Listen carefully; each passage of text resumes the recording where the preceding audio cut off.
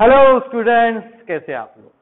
जैसे कि हम हमारे पिछले लेक्चर्स में देख रहे थे, हम क्या कर रहे थे, तो हम RS और RS कॉन्फ़िगरेशन असाइन करना सीख रहे थे। और मैंने कहा था कि ये जो है RNS कॉन्फ़िगरेशन, ये with respect to NEET, with respect to JEE, with respect to MSc CET, ये बहुत ज्यादा इंपॉर्टेंट टॉपिक है। तो हम आगे बढ़ते हैं। हमने रूल नंबर 3 तक देख लिया था और हमने रूल नंबर 3 में लिखा था कि अगर डबल और ट्रिपल बॉन्ड अगर प्रेजेंट होगा तो आपको डुप्लीकेट या फिर ट्रिप्लीकेट करके प्रायोरिटीज असाइन करनी पड़ेगी। ठीक है, अब ये डुप्लीकेट करना या फिर ट्रिप्लीकेट करके कैसे असाइन करते हैं ये भी हम देखेंगे। तो हम एक एग्जांपल के साथ देखते हैं। देखो, एग्जांपल लिखता हूं आपके सामने। ठीक है, chiral centre carbon, C triple bond N, CH double bond NH2,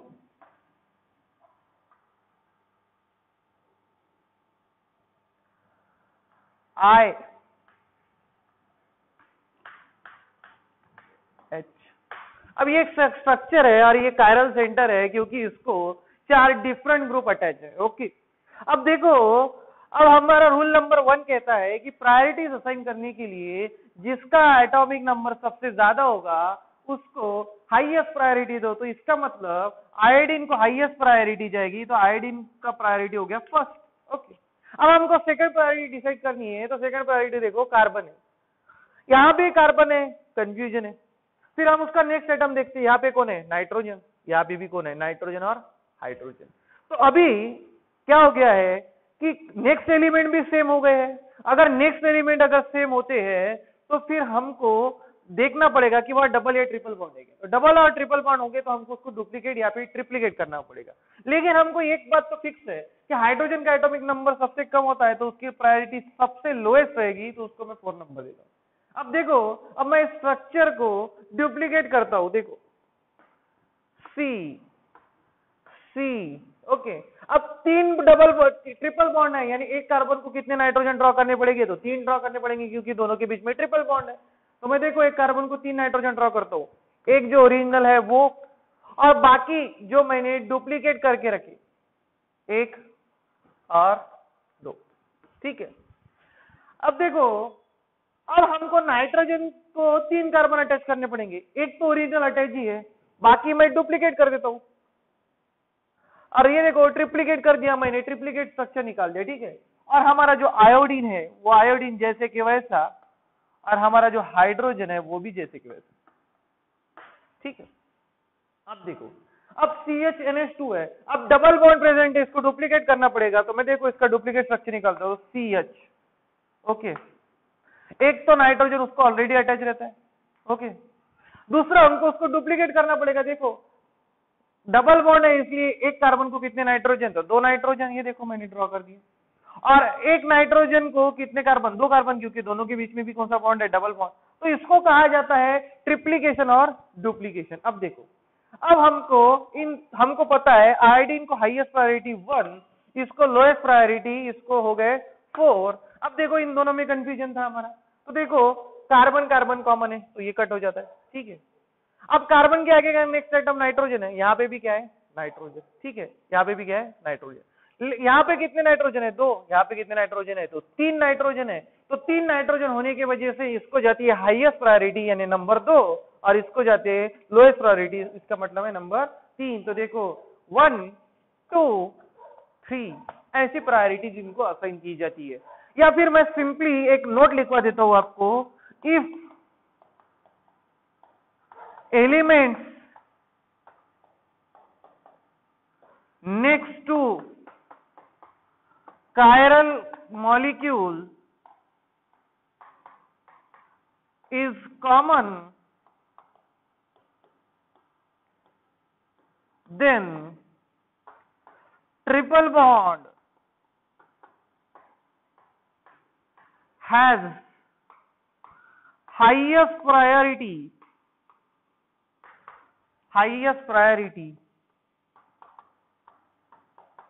than double bond.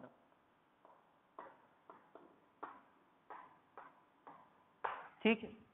अब ध्यान में रखना कि अगर आपको डुप्लीकेशन या फिर ट्रिप्लीकेशन समझ में नहीं आता होगा तो एक चीज ध्यान में रख लेना, अगर कायरल मॉलिक्यूल टू नेक्स्ट अगर एलिमेंट कॉमन आ गए और वहां एक जगह ट्रिपल बॉन्ड है, एक जगह कौन सा बॉन्ड है, डबल बॉन्ड है, तो ट्रिपल बॉन्ड को हाईएस्ट प्रायोरिटी दे देना, यानी सेकंड प्रायोरिटी। देखो यहाँ पे सेकंड प्रायोरिटी आएगी, इसको थर्ड। तो देखो फर्स्ट, सेकंड, थर्ड और फोर्थ। डुप्लीकेशन ट्रिप्लीकेशन नहीं जमेगा तो समझ लेना कि अगर एलिमेंट कॉमन है, ट्रिपल बॉन्ड प्रेजेंट है, ट्रिपल बॉन्ड हाईएस्ट प्रायोरिटी, उसके बाद किसको प्रायोरिटी रहेंगी, डबल बॉन्ड को, उसके बाद आखिरी किसको रहेंगी, तो सिंगल बॉन्ड को। तो यहाँ पे मैं मेंशन कर देता हूँ, देखो triple bond has highest priority then double bond has highest priority then single bond. तो इस चीज की तरफ ध्यान में रखना, अगर कायरल मॉलिक्यूल को लगा हुआ नेक्स्ट एलिमेंट क्या आता है, कॉमन आता है, ऐसे ही केस में ये रूल अप्लीकेबल होगा।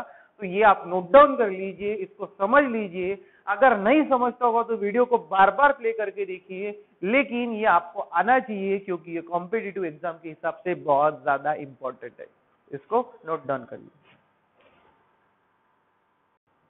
तो देखिए स्टूडेंट्स, अभी ये प्रायोरिटीज असाइन करने के बाद अभी आपको जो फंक्शनल ग्रुप है जिनकी हायर प्रायोरिटी रहती है, वो प्रायोरिटीज की लिस्ट अभी आपके स्क्रीन पे आएगी। वो लिस्ट आप बराबर से देख लीजिए क्योंकि वो आपके लिए बहुत ज्यादा इंपॉर्टेंट है। तो उस लिस्ट को आपको याद करना होगा। देखो आपको अगर दिख रहा होगा उसमें, तो वहां पे आपको आयोडीन को हाईएस्ट प्रायोरिटी है उसमें। देखो iodine has highest priority than bromine, bromine has more highest priority than chlorine, chlorine has highest priority than sulfonic acid, sulfonic acid से कम प्रायोरिटी किसकी है, तो फ्लोरीन की है। OCO-CH3 की प्रायोरिटी उससे भी कम है, OH, NO2, NH2, etc। ठीक है। अब हम क्या करते हैं, ये सब प्रायोरिटीज असाइन करने के बाद देखो मैं लिखता हूं आफ्टर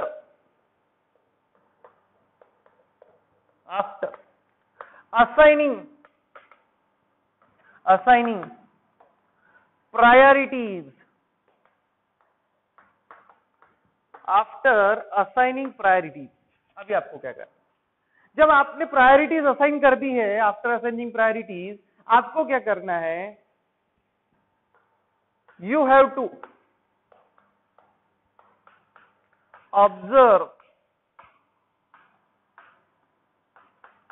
कायरल मॉलिक्यूल। आपको उस कायरल मॉलिक्यूल को ऑब्जर्व करना है। अगर आपका ऑब्जर्वेशन ये होगा, देखो देखो ध्यान रखना, your I rotates in clockwise direction.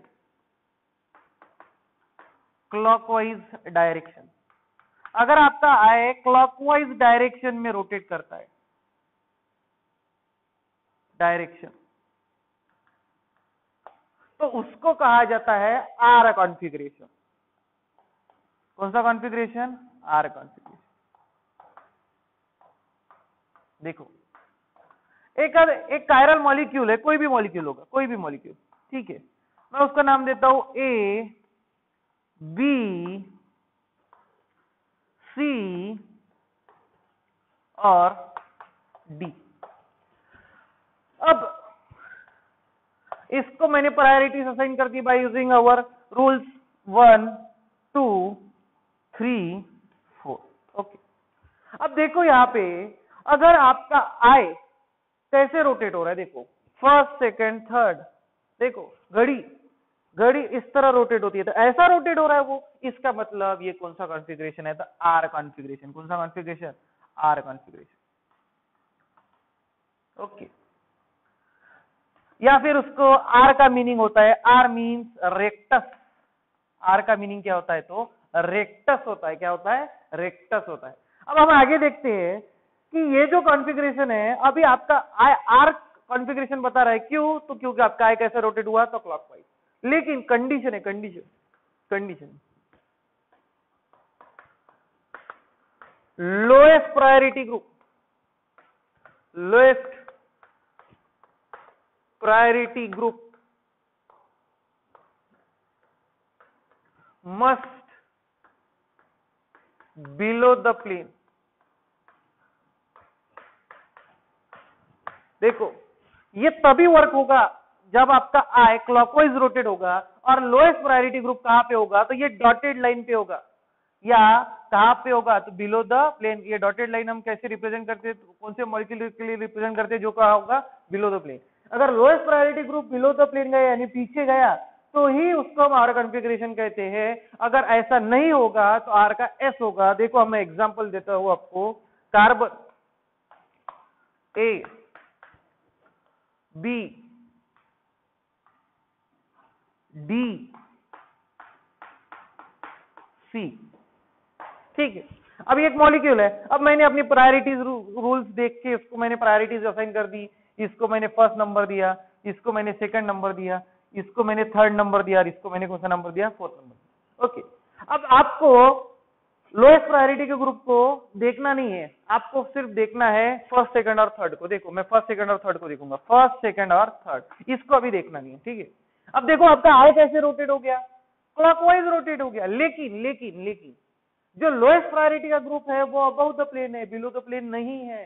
तो अगर क्लॉकवाइज भी रोटेट हुआ और आपका लोएस्ट प्रायोरिटी का ग्रुप ये अबव द प्लेन है, तो इसका मतलब ये एफ कॉन्फ़िगरेशन हो जाएगा। कौन सा कॉन्फ़िगरेशन हो जाएगा, एफ कॉन्फ़िगरेशन। देखो फिर से देखो क्या बोल रहा हूं मैं, जब भी आप कभी प्रायोरिटी असाइन करते हो तो जब आपका आई रोटेट होता है तब आपको फोर्थ के ऊपर हाथ रख देना है, फोर्थ को कंसीडर नहीं करना। और अब देखना है कि आपका आई कैसे रोटेट हो रहा है। अब देखो आपका आई कैसे रोटेट हो रहा है, क्लॉकवाइज हो रहा है, लेकिन जो लोएस्ट प्रायोरिटी ग्रुप है ये अबव द प्लेन है, ये बिलो द प्लेन नहीं है, फिर इसका कॉन्फ़िगरेशन आर नहीं रहता, फिर ये कौन सा कॉन्फ़िगरेशन हो जाता है, तो एस कॉन्फ़िगरेशन। जब क्लॉकवाइज घूमने के बाद लोएस्ट प्रायोरिटी ग्रुप अगर बिलो द प्लेन होगा तो आर कॉन्फ़िगरेशन, लेकिन अगर वो अबव द प्लेन है क्लॉकवाइज घूमने के बाद तो फिर वो कौन सा कॉन्फ़िगरेशन हो जाता है, तो एस कॉन्फ़िगरेशन हो जाता है। अब आप ये सब नोट डाउन कर लीजिए, फिर हम आगे देखते हैं आगे के कंडीशन। तो देखिए स्टूडेंट्स, हम इसमें अभी सेकंड कंडीशन देखेंगे। Second condition, if your eye rotates in anti-clockwise direction,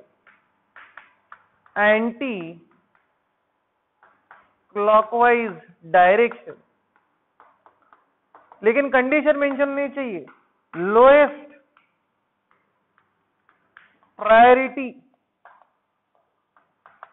group must be below the plane.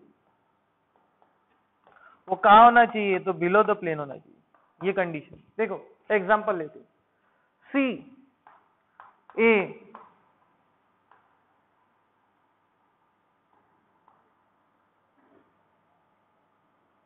B C D, ठीक है। अब प्रायोरिटीज हमारे रूल्स यूज करके हम इसको असाइन कर देंगे, जो भी हो गया मॉलिक्यूल्स उसके ऊपर, फर्स्ट सेकेंड थर्ड। अब lowest priority group below the plane है तो कोई टेंशन नहीं, तब टेंशन लेने की बात नहीं। अब इसके ऊपर हाथ रख देना और देख लेना अपना आई कैसा घूमता है, फर्स्ट सेकेंड थर्ड। फोर्थ को नहीं देखना है, फर्स्ट सेकेंड और थर्ड। देखो कैसा घुमा, घड़ी ऐसी घूमती है, ये एंटी क्लॉकवाइज घुमा, इसका मतलब ये कौन सा कॉन्फ़िगरेशन है, एफ कॉन्फ़िगरेशन। ये कौन सा कॉन्फ़िगरेशन है, एस कॉन्फ़िगरेशन। इसको एस मीन सिनेस्टर, एस का मतलब होता है सिनेस्टर, ओके, एस का मीनिंग होता है सिनेस्टर। लेकिन कब, जब lowest priority group below the plane. लेकिन अगर ऐसा हुआ ए